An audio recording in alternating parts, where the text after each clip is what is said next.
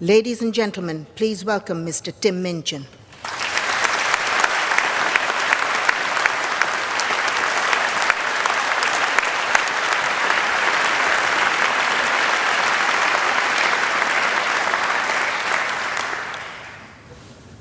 In darker days, I did a corporate gig at a conference for this big company who made and sold accounting software. In a bid, I presume, to inspire their salespeople to greater heights, they'd forked out 12 grand for an inspirational speaker who was this extreme sports guy who had had a couple of his limbs frozen off when he got stuck on a ledge on some mountain. It was weird. Software salespeople, I think, need to hear from someone who has had a long, successful and happy career in software sales, not from an overly optimistic ex-mountaineer.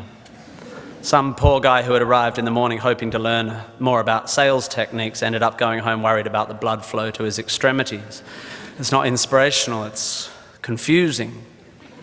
And if the mountain was meant to be a symbol of life's challenges and the loss of limbs a metaphor for sacrifice, the software guy's not going to get it, is he? Because he didn't do an arts degree, did he? He should have. Arts degrees are awesome and they help you find meaning where there is none. And let me assure you, there is none. Don't go looking for it. Searching for meaning is like searching for a rhyme scheme in a cookbook. You won't find it and it'll bugger up your souffle. If you didn't like that metaphor, you won't like the rest of it. Point being, I'm not an inspirational speaker. I've never lost a limb on a mountainside, metaphorically or otherwise, and I'm certainly not here to give career advice because, well, I've never really had what most would consider a job. However, I have had large groups of people listening to what I say for quite a few years now, and it's given me an inflated sense of self-importance. So I will now, at the ripe old age of 37.9, bestow upon you 9 life lessons. To echo, of course, the 9 lessons of carols of the traditional Christmas service, which is also pretty obscure. You might find some of this stuff inspiring, you will definitely find some of it boring, and you will definitely forget all of it within a week. And be warned, there will be lots of hokey similes and obscure aphorisms which start well but end up making no sense. So listen up or you'll get lost, like a blind man clapping in a pharmacy trying to echolocate the contact lens fluid.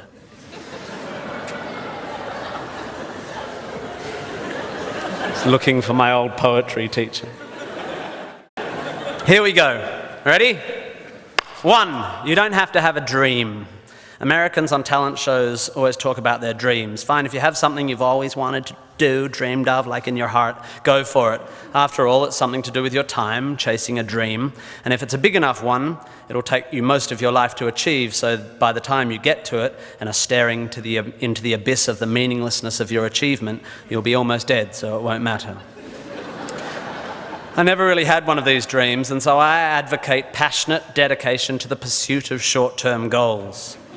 Be micro-ambitious. Put your head down and work with pride on whatever is in front of you. You never know where you might end up. Just be aware the next worthy pursuit will probably appear in your periphery, which is why you should be careful of long-term dreams. If you focus too far in front of you, you won't see the shiny thing out the corner of your eye. Right? Good. Advice, metaphor. Look at me go. 2, don't seek happiness. Happiness is like an orgasm. If you think about it too much, it goes away.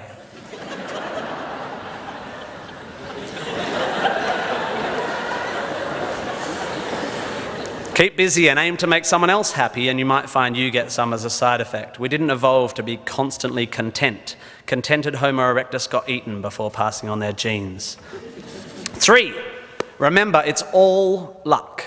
You are lucky to be here. You are incalculably lucky to be born and incredibly lucky to be brought up by a nice family that helped you get educated and encouraged you to go to uni. Or if you were born into a horrible family, that's unlucky and you have my sympathy, but you are still lucky. Lucky that you happen to be made of the sort of DNA that went on to make the sort of brain which, when placed in a horrible childhood environment, would make decisions that meant you ended up eventually graduating uni. Well done you for dragging yourself up by your shoelaces, but you were lucky. You didn't create the bit of you that dragged you up. They're not even your shoelaces. I suppose I worked hard to achieve whatever dubious achievements I've achieved, but I didn't make the bit of me that works hard. and any more than I made the bit of me that ate too many burgers instead of attending lectures when I was here at UWA. Understanding that you can't truly take credit for your successes, nor truly blame others for their failures, will humble you and make you more compassionate. Empathy is intuitive, but is also something you can work on intellectually. 4, exercise.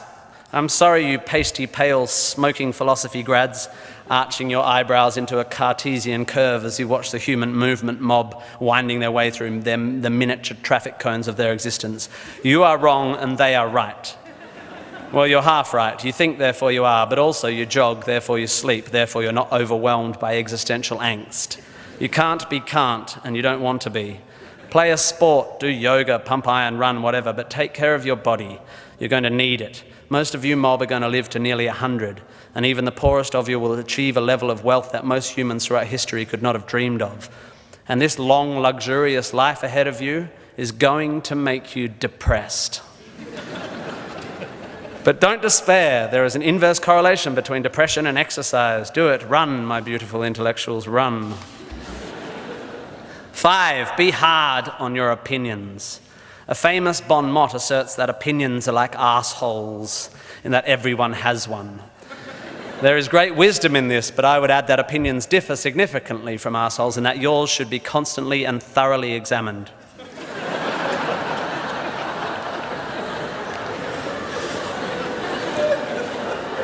I used to do exams in here.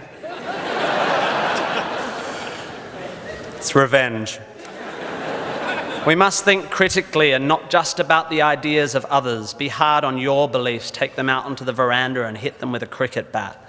Be intellectually rigorous. Identify your biases, your prejudices, your privileges. Most of society's arguments are kept alive by a failure to acknowledge nuance. We tend to generate false dichotomies and then try to argue one point using 2 entirely different sets of assumptions, like 2 tennis players trying to win a match by hitting beautifully executed shots from either end of separate tennis courts. By the way, while I have science and arts graduates in front of me, please don't make the mistake of thinking the arts and sciences are at odds with one another. That is a recent, stupid, and damaging idea. You don't have to be unscientific to make beautiful art, to write beautiful things. If you need proof, Twain, Douglas Adams, Vonnegut, McEwen, Sagan, Shakespeare, Dickens for a start. You don't need to be superstitious to be a poet. You don't need to hate GM technology to care about the beauty of the planet. You don't have to claim a soul to promote compassion. Science is not a body of knowledge nor a belief system. It is just a term which describes humankind's incremental acquisition of understanding through observation. Science is awesome. The arts and sciences need to work together to improve how knowledge is communicated. The idea that many Australians, including our new PM and my distant cousin Nick Minchin, believe that the science of anthropogenic global warming is controversial is a powerful indicator of the extent of our failure to communicate. The fact that 30% of the people in this room just bristled is further evidence still. The fact that that bristling is more to do with politics than science is even more despairing. 6, be a teacher. Please, please, please be a teacher. Teachers are the most admirable and important people in the world. You don't have to do it forever, but if you're in doubt about what to do, be an amazing teacher. Just for your 20s, be a teacher. Be a primary school teacher, especially if you're a bloke. We need male primary school teachers.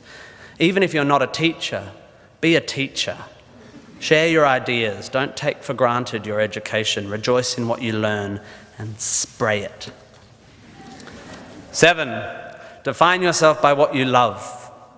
I found myself doing this thing a bit recently where if someone asks me what sort of music I like, I say, well, I don't listen to the radio because pop song lyrics annoy me. Or if someone asks me what food I like, I say, I think truffle oil is overused and slightly obnoxious. And I see it all the time online, people whose idea of being part of a subculture is to hate Coldplay or football or feminists or the Liberal Party. We have a tendency to define ourselves in opposition to stuff. As a comedian, I make my living out of it. But try to also express your passion for things you love. Be demonstrative and generous in your praise of those you admire. Send thank you cards and give standing ovations. Be pro stuff, not just anti stuff. 8, respect people with less power than you. I have in the past made important decisions about people I work with, agents and producers, big decisions, based largely on how they treat the wait staff in the restaurants we're having the meeting in. I don't care if you're the most powerful cat in the room, I will judge you on how you treat the least powerful. So there. 9, finally, don't rush. You don't need to already know what you're going to do with the rest of your life. I'm not saying sit around smoking cones all day, but also don't panic. Most people I know who were sure of their career path at 20 are having midlife crises now. I said at the beginning of this ramble, which is already 3.5 minutes long, that life is meaningless. It was not a flippant assertion. I think it's absurd, the idea of seeking meaning in the set of circumstances that happens to exist after 13.8 billion years worth of unguided events. Leave it to humans to think the universe has a purpose for them. However, I am no nihilist. I'm not even a cynic. I am actually rather romantic. And here's my idea of romance.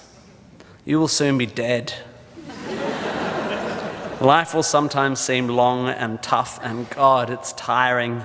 And you will sometimes be happy and sometimes sad, and then you'll be old, and then you'll be dead. There is only one sensible thing to do with this empty existence, and that is fill it. Not fill it, fill it.